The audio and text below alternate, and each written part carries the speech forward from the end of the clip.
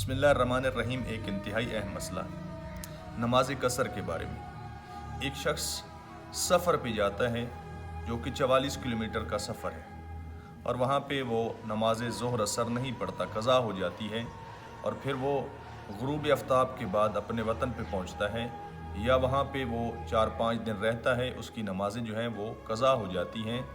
तो अपने वतन पे आकर जो उसकी क़ज़ा नमाज़ें हुई हैं, क्या वो कसर पड़ेगा या पूरी पड़ेगा?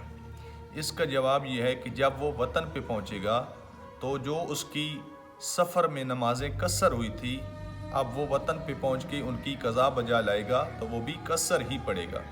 यानी अगर उसकी कोई नमाज पूरी क़ज़ा हुई है तो उसकी क़ज़ा बजा लाएगा तो पूरी बजा लाएगा। अगर कोई नमाज कसर जो है वो क़ज़ा हुई है तो वो कसर ही बजा लाएगा, चाहे वतन पे हो या वो सफ़र में हो। कसर की क़ज़ा कसर है और पूरी की क़ज़ा जो है वो पूरी है।